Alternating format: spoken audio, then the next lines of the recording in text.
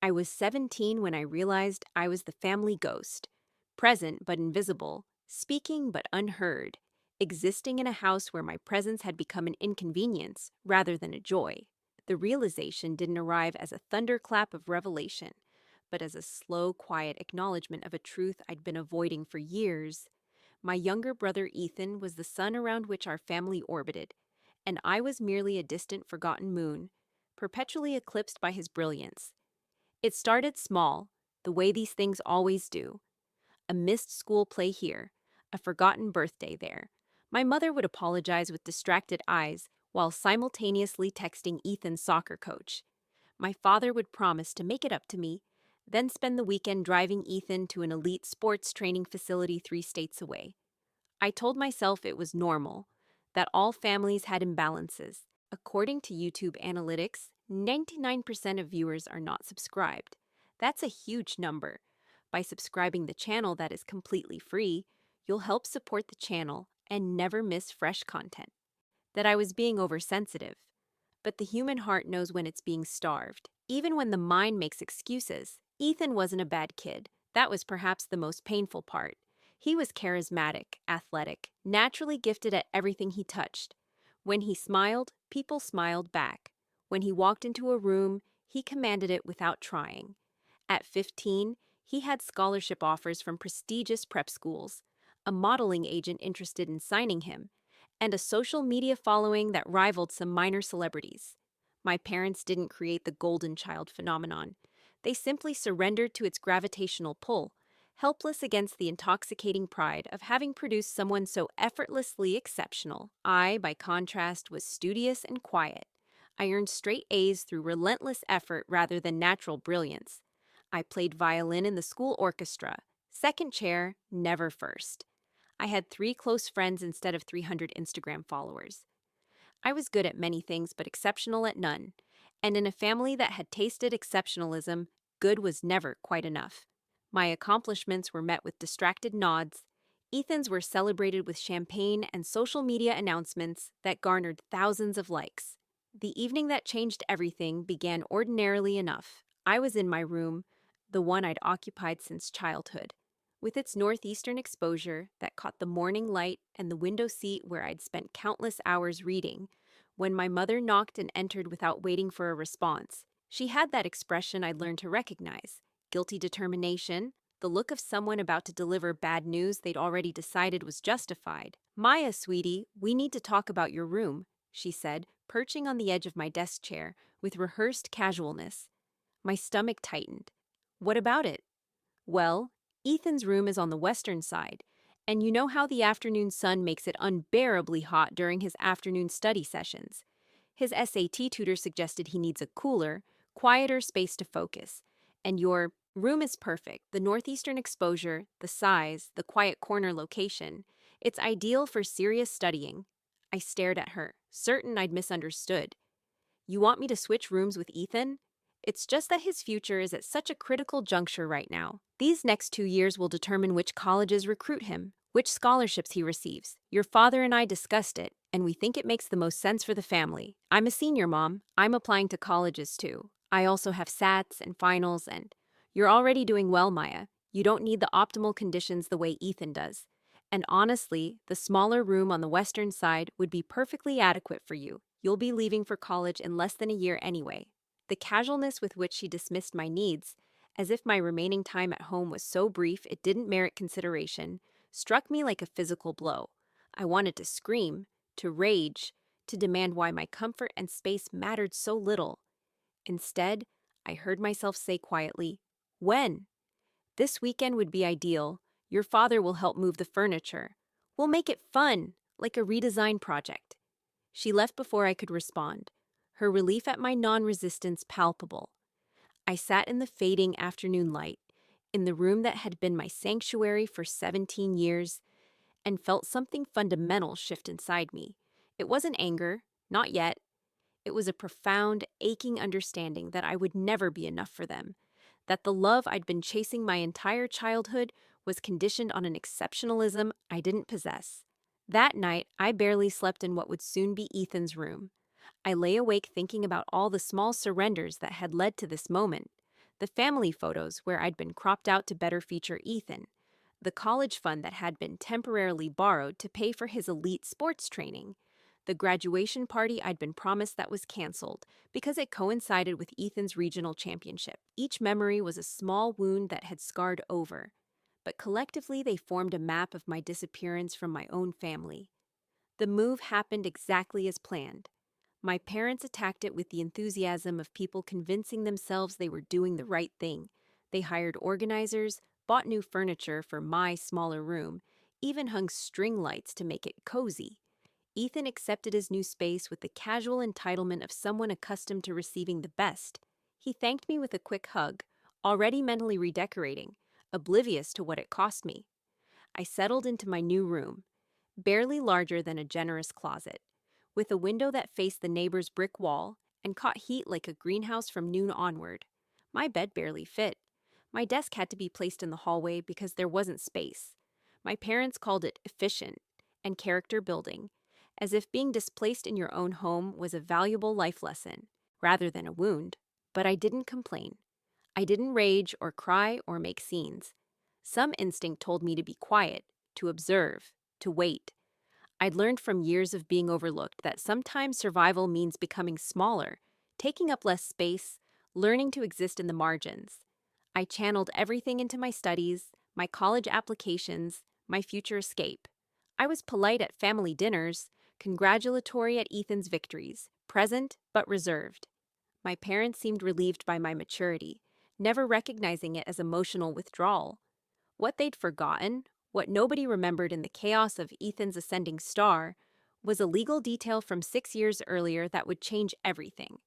My grandmother on my mother's side, Sofia Castellano, had been an immigrant success story. She'd arrived from Italy at 19 with nothing and built a small empire through real estate investments, strategic purchases, and an almost supernatural ability to identify neighborhoods before they gentrified. By the time I was born, she owned dozens of properties across 3 states, including a stunning villa in the coastal hills overlooking the Pacific, a Mediterranean-style masterpiece she'd purchased as a dilapidated property in the 70s and restored to breathtaking beauty. Nonna Sofia and I had been close in a way I wasn't close with anyone else in my family. She'd recognized something in me. Maybe the quiet resilience, maybe the invisible wounds, maybe just the loneliness of being overlooked. She'd spent hours with me as a child, teaching me Italian, telling me stories of her youth, sharing the wisdom earned through decades of standing on her own. When I was 11, she took me to her lawyer's office for what she called a special appointment. I remembered sitting in the leather chair, confused, as she'd had documents drawn up transferring the villa into a trust with me as the sole beneficiary. "Your parents are good people," she'd told me in Italian, "but they see with their hearts, not their minds.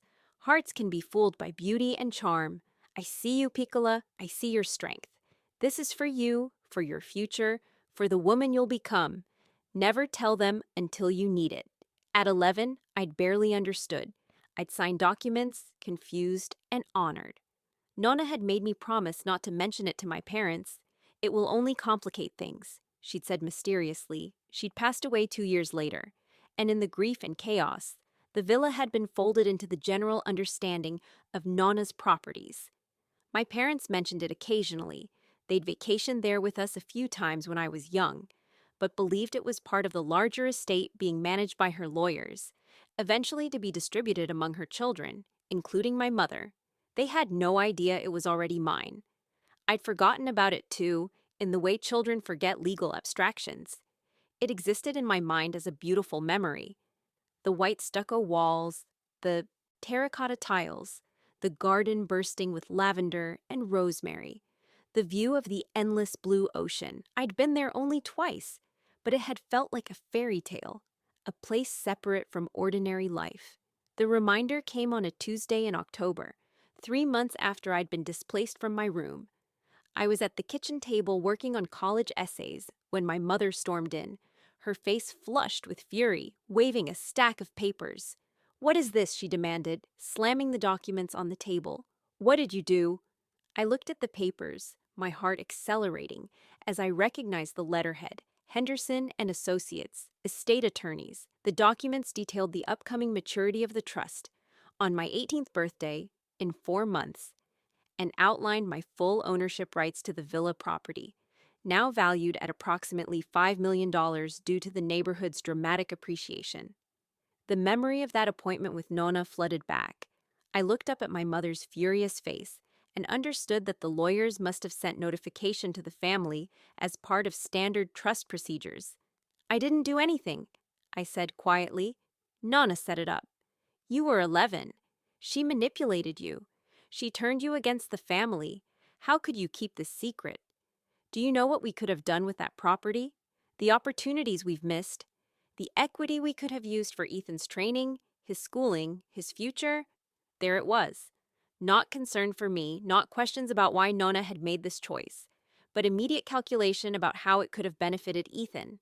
My father appeared, drawn by the commotion. He scanned the documents, his face darkening. "This can't be legal. She was a child. We'll contest it." "The trust is ironclad," I said, surprised by the steadiness of my voice. "I looked it up online. Nona used one of the best estate attorneys in the state. It's been reviewed by courts. In 4 months, when I turn 18, full ownership transfers to me automatically." "So you've been planning this?" My mother's voice rose to a near shriek. "You've been sitting here, playing the victim, pretending to be the overlooked child, when all along you were hiding millions in assets? You manipulative little—" "I forgot about it," I interrupted, my voice still calm, though my heart was hammering. "I was 11. She made me promise not to tell you, and then she died, and I forgot. The lawyers sent the notification because I'm approaching 18. That's all." "You forgot about $5 million?" My father's skepticism was acid. "That's what you expect us to believe? Believe what you want." The argument spiraled from there. My parents demanded I sign the property over to the family estate. They threatened to kick me out, to cut me off, to contest the trust despite its legal solidity. They called me selfish, ungrateful, manipulative. They said Nona had been senile, that I'd taken advantage of an old woman, that keeping the secret was proof of my deceitful nature. Through it all, I remained quiet. Something had crystallized in me during those months in the hot, cramped room, a core of steel I hadn't known I possessed. I thought of Nona, of her weathered hands holding mine, of her voice telling me she saw my strength. I thought of every overlooked birthday, every missed event, every casual dismissal of my needs in favor of Ethan's convenience. "No," I said, when they finally paused for breath. "It's mine. Nona wanted me to have it. I'm keeping it." The house became a war zone. My parents stopped speaking to me except to deliver ultimatums. Ethan, suddenly aware that his overlooked sister had an asset he didn't, joined the campaign. Family members were recruited to guilt me.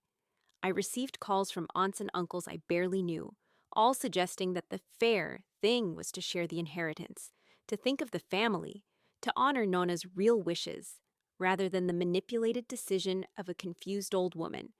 But I'd done my research. I'd contacted Henderson and Associates and confirmed everything. The trust was unbreakable.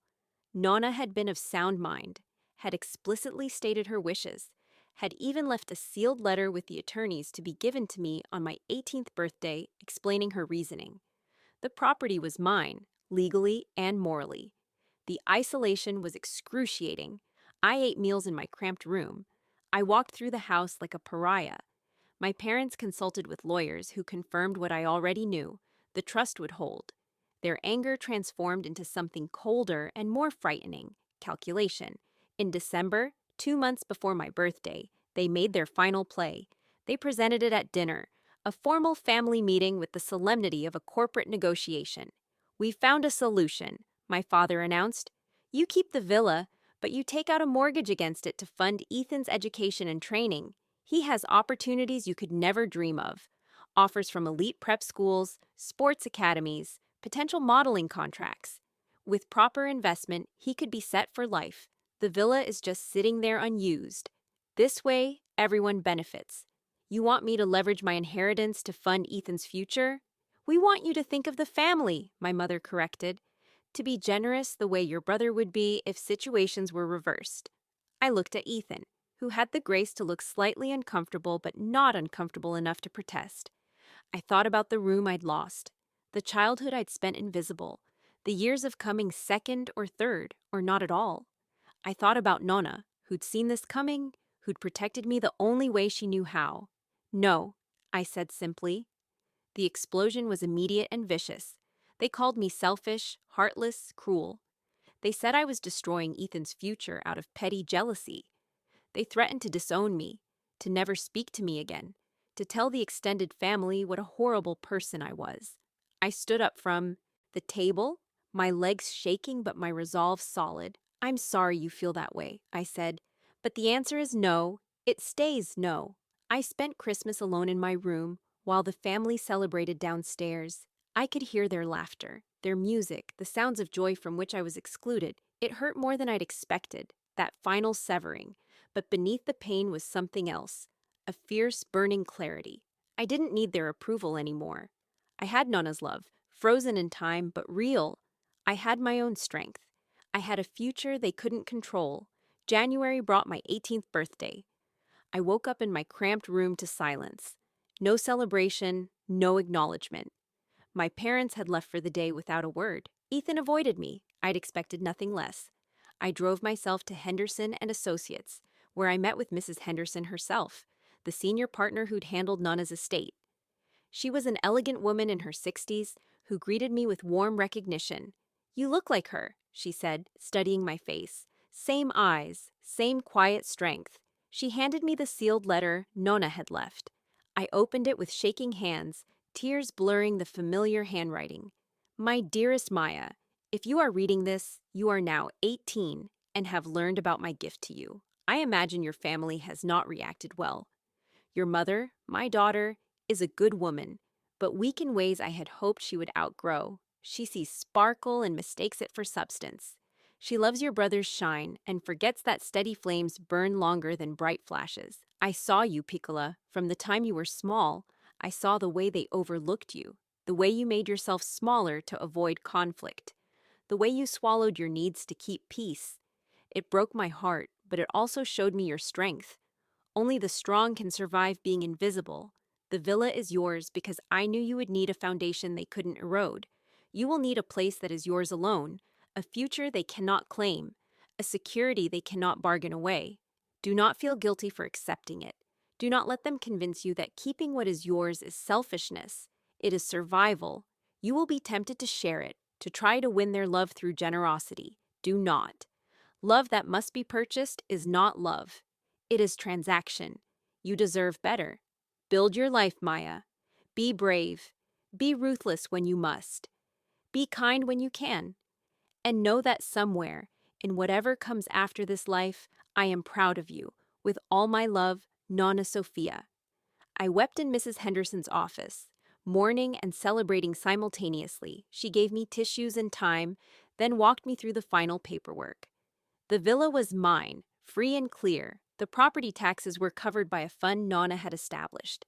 I could live there, rent it, sell it, do anything I wished. I made my decision quickly. I couldn't live with my parents anymore.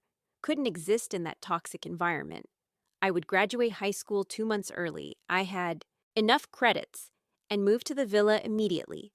I'd apply to colleges in the area, start my life on my terms. Mrs. Henderson supported the plan. She connected me with a property manager who'd been maintaining the villa, helped me set up accounts, guided me through the practical aspects of sudden financial independence. Within a week, I had a plan. Within 2 weeks, I'd secured early graduation. Within 3 weeks, I was packing my few belongings and preparing to leave the only home I'd ever known. I told my parents on a Sunday evening. They were in the living room, watching one of Ethan's games on TV, when I walked in with my announcement. "I'm moving out," I said, without preamble. "I've graduated early. I'm moving to the villa. I wanted you to know." My mother muted the television, her expression unreadable. "You're running away." "I'm leaving a place where I'm not wanted." "Don't be dramatic," my father said. "You're wanted. We just don't support you being selfish with your grandmother's legacy." "Her legacy to me," I corrected. "Specifically to me. That was her choice. When will you grow up and think of someone besides yourself?" Ethan spoke for the first time. His golden boy face twisted with unusual frustration. "Do you know what I could do with that kind of support? The doors that would open?" I looked at him, really looked, and saw not my brother, but a stranger. Someone who'd been given everything and learned nothing about gratitude. Someone who'd been celebrated so constantly he couldn't conceive of having to earn anything. Those doors aren't mine to open for you, I said quietly. I hope you figure out how to open them yourself. I left the next morning before anyone woke. I loaded my car, everything I truly cared about fit into a Honda Civic, and drove north along the coast road as the sun rose, turning the ocean gold and pink. I had Nana's letter in my bag, her words in my heart, and 500 miles between me and the family who'd forgotten to love me. The villa was everything I remembered and more. The property manager had maintained it beautifully. The gardens were lush, the house was clean and updated, the view was breathtaking. I walked through rooms filled with Nana's furniture, her art, her spirit, and felt something in my chest loosen and breathe. I spent the first week settling in, exploring the small coastal town, acclimating to the strange luxury of space and peace. I enrolled in a local community college for the spring semester. Practical, affordable, a smart choice that my parents would have criticized for not being prestigious enough. I got a part-time job at a bookstore in town, not because I needed the money, but because I needed the normalcy, the routine, the connection to ordinary life. My parents called occasionally, strained conversations that always circled back to the same themes. My selfishness, my ingratitude, my betrayal of the family. I listened politely and gave nothing. They sent Ethan once to talk sense into me. He arrived in a new car they'd bought him, financed, I later learned, by a second mortgage on their house, and spent 2 hours trying various approaches: guilt, brotherhood, promises of restored relationship, if I'd just help fund his future. I made him coffee, let him talk, and showed him to the door with the same answer I'd given before. No. The calls eventually stopped. The family moved on, I imagined, finding other ways to fund Ethan's golden future, other narratives to explain my absence. I became the selfish daughter, the black sheep, the cautionary tale. I didn't correct the record. Let them think what they wanted. I was busy building a life. But karma, I learned, doesn't announce itself with trumpets. It arrives quietly, inevitably, like rain after a long drought. The first signs came that summer, almost 6 months after I'd left. Ethan's social media presence, once carefully curated, aspirational, growing exponentially, began showing cracks. There were fewer posts, less engagement. The modeling contract he'd been so excited about fell through when the agency realized his following was inflated by purchased bots. The prep school scholarship was revoked when his grades, previously managed by expensive tutors my parents could no longer afford, plummeted. I didn't follow this maliciously. I'd blocked most of my family on social media, trying to move forward, but mutual friends, people who'd watched the family dynamics with uncomfortable awareness, occasionally reached out with updates couched in concern. By fall, my parents' financial situation had deteriorated dramatically.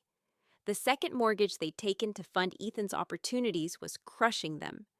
My father's business had taken losses, bad investments, poor decisions, the kind of mistakes people make when they're desperate and reaching. My mother had taken a second job. The house that had been too small for me to have a proper room was being listed for sale, downsizing necessary, and Ethan, golden, brilliant, effortlessly exceptional Ethan, was floundering without the constant stream of funding, opportunities, and support.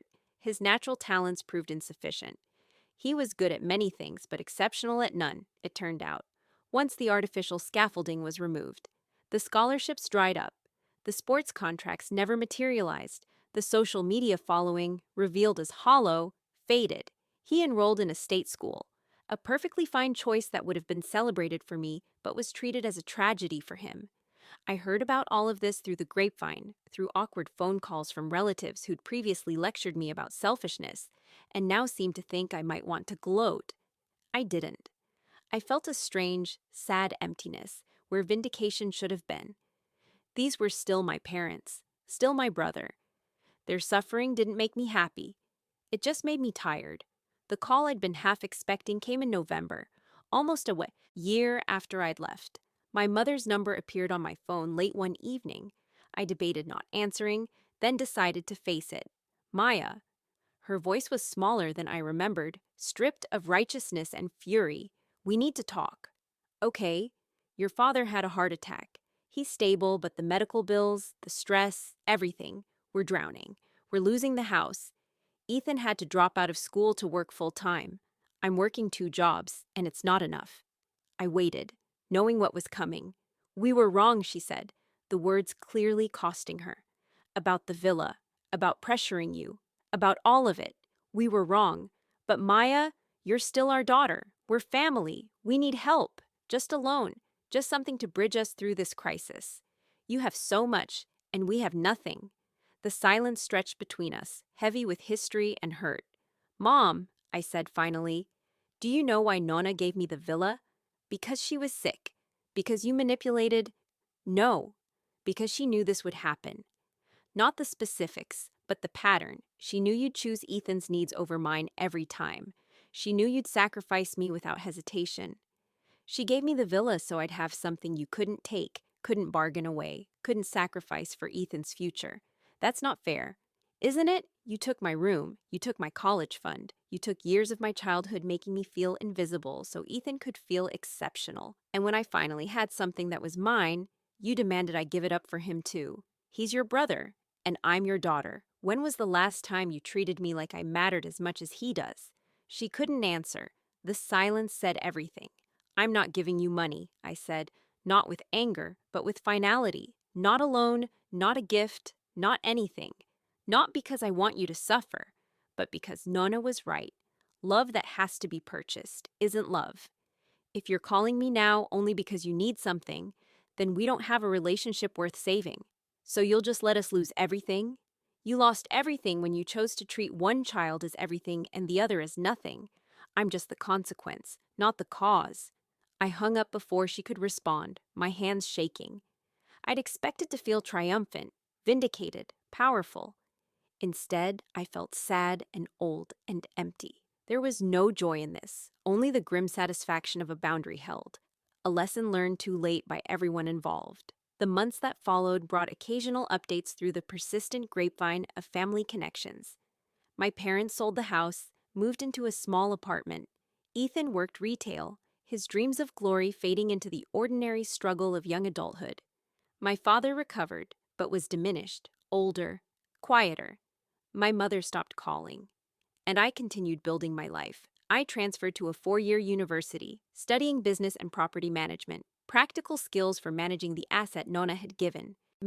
I made friends who knew nothing of my family history, who accepted me for who I was rather than what I wasn't. I started a relationship with someone who appreciated my quiet strength, who never made me feel like I had to compete for attention. I turned the villa's guest house into a rental property, generating income while keeping the main house as my sanctuary. I volunteered at a local community center, teaching ESL classes to immigrants like Nonna had once been. I built a life that was mine, uncomplicated by expectations I could never meet, unmarred by comparisons to a golden child who'd tarnished. 2 years after I'd left, I received a letter from Ethan. It was handwritten, tentative, void of the casual confidence that had once defined him. Maya, I don't expect you to forgive us. Or, forgive me. I don't even know if you'll read this. But I needed to write it anyway. I've had a lot of time to think. Working my retail job, living in a studio apartment, being nobody special. I've thought about how we treated you, how I benefited from it without ever questioning it. I thought I was special because everyone told me I was.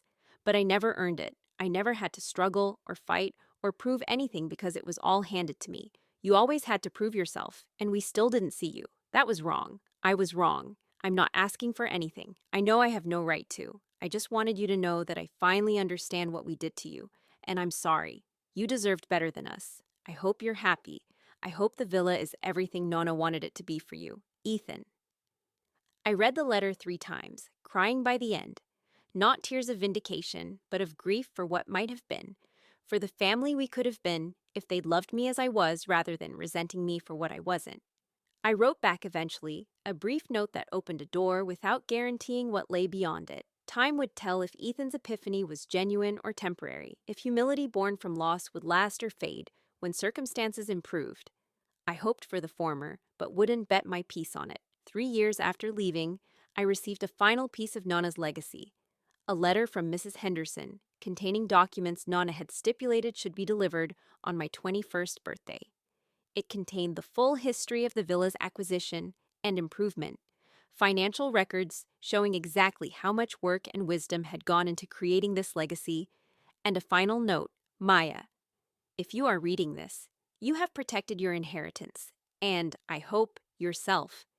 You have learned that loving yourself is not selfishness, that holding boundaries is not cruelty, that keeping what is yours is not greed. The villa has one more secret. Beneath the garden, I left a time capsule. In it are letters I wrote to you over the years, stories of my own struggles, reminders of your strength. Dig beneath the fountain when you need them. But more than the villa, more than the money, more than any physical legacy, I leave you this truth. You were always enough. You were always worthy. You were always seen, by me, and by anyone with eyes clear enough to look past sparkle to substance. Build your life without apology. Love without surrendering yourself. And know that you carry my pride with you always. Your Nonna Sophia. I found the time capsule that evening, digging in the garden as the sun set over the Pacific. Inside were dozens of letters, photographs, mementos, evidence of Nonna's love, tangible proof that I had been seen, had been cherished, had been enough.